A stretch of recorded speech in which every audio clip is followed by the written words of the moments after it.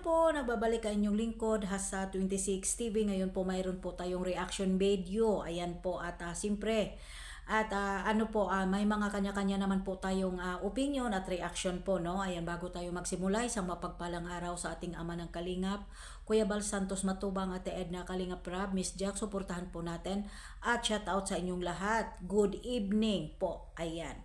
At syempre po sa mga sponsor na walang sawang tumulong dito sa Team Kalingap, kahit po ay binabatikos, kahit sinisiraan na po ang Kalingap, nandyan pa rin po kayo, nagtiwala, tumulong, nagsuporta. God bless more po sa inyong lahat. Ayan. At syempre po sa shout out po sa Team Kalingap at sa mga binubuo po na mga grupo dito na pinapangalanan po ng bawat grupo ni Kuya Bal Santos Matubang. Hindi ko na po kayo maisa-isa. At shout out po sa lahat po ng mga Kalingap reactors. Shout out po sa inyong lahat. At siyempre po Kalingap strikers. Shout out po sa inyong lahat. Isa na po ako dyan na member. Ayan, shout out po sa inyong lahat. Hindi ko na po kayo maisa-isa, no? Ayan. Ang ating topic for today ay about po kay kay Lola, no? Ayan, Lorac Sever Abalos. Ang sabi po kasi niya dito, ayan po, mukhang matrona na si Carla. Hitsura, kahit ano ang isuot niya, dapat talaga mag-asawa na siya.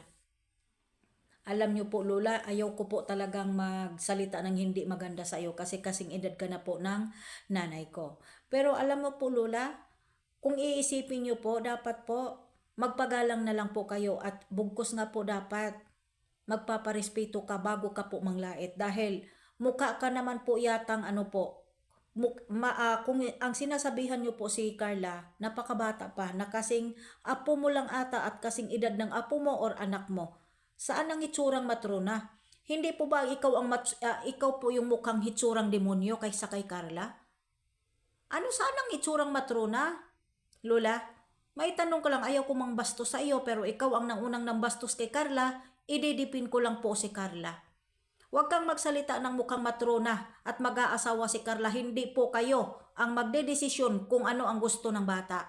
Alam mo Lola, bago ka mag-comment, bago ka mamintas ng iba, make sure po maganda yung buhay mo, mga gwapo at magaganda at mga modelo ang mga apo at anak mo. Baka naman po kasi kako, kapintas-pintas ang mga apo mo. Tiningnan ko ang profile mo Diyos ko po Marimar, ayaw kong mamintas, pero ikaw ang unang namintas kay Carla. Mas hamak naman po yata, maganda pa po ang hitsura at tatay po ni Carla at ni nanay at tatay po ni Carla kaysa mga anak mo. Nakita ko po family banding ninyo doon sa iyong profile, sa status mo. Huwag mo kasing pangunahan Lola. Lola Lorac. Huwag kang mangunang maminta sa isang tao na hindi mo pa lubos kilala, lalong-lalo na po na hindi mo pa lubos na kilala ang pagkatao at hindi mo pa nakikita. Hindi kita pipintasan ditong animal kang punyeta, kang matanda ka, kunin ka na ng lupa. Anong sabi mo dito? Mukhang matrona at pwede nang mag-asawa si Carla. Sino ka? How dare you, Lola Lorac? Yurakan ko pagkatao mo dito, Lola Lorac, kasi bagay ang pangalan mo. Ano bang ginagawa ni Carla sa'yo?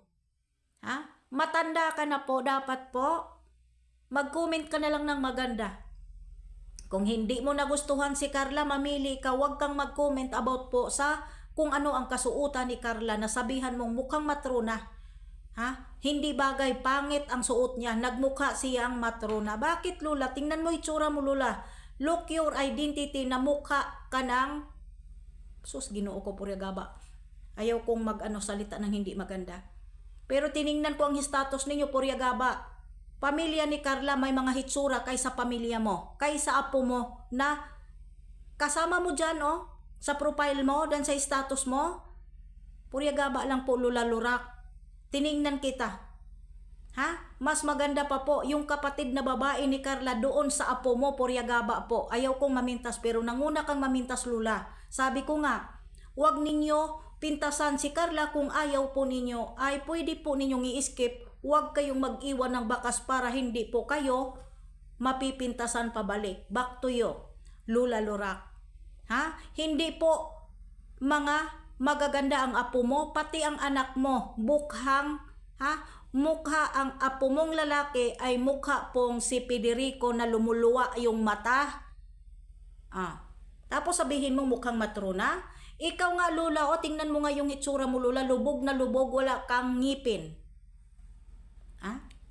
Maganda pa ang kapatid po ni Carla sakay sa apo mo. Gusto mo labas ko mga apo mo dito, anak mo? Bago ka mamintas, mag-isip po muna Lola. Isipin mo po muna background mo, Back to you lang. Ang kapal ng mukha mo Lola Lurak. Mag-isip ka po muna bago ka bago ka mamintas bago ka mamintas baka kidlatan ka. Puryagaba lang sa imuha, no?